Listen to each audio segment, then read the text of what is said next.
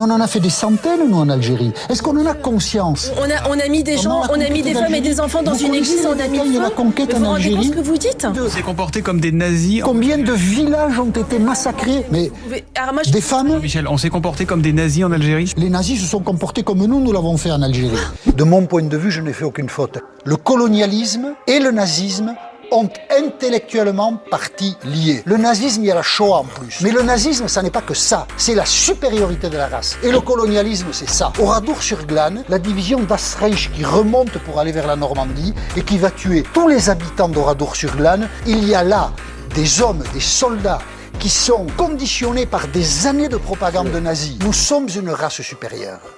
C'est ça aussi le nazisme. La haine du juif, et le sentiment de la supériorité de la race. La supériorité de la race, c'est le colonialisme. La France, quand elle va en Algérie, qu'elle assassine les Algériens, qu'elle les réduit à la famine, c'est parce qu'il y a le sentiment de la supériorité de la race. La France a créé une société inégalitaire, une société où les gens qui étaient originaires de cette terre étaient exclus de tout, plongés dans la pauvreté, dans l'ignorance. On a conquis la terre en massacrant des innocents pendant les 132 ans d'occupation. Il y a aujourd'hui en Algérie des plaies ouvertes pour le mal que nous avons fait. Ce mal, les autorités françaises ne veulent jamais le reconnaître et la transmission de cette mémoire n'est pas faite en France. On oublie tout ça, on met un couvercle.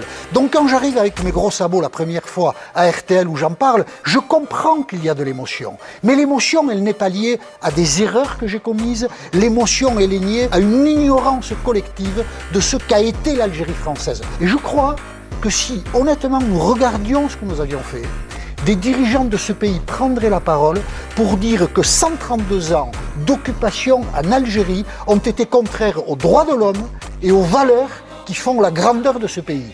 Si j'ai dit ça, si tout ça a existé et si je ne vais pas à RTL, c'est parce que j'aime mon pays. Il y a 1000 manières d'aimer mon pays, mais tous les pseudo-nationalistes, ils l'aiment beaucoup plus mal que moi.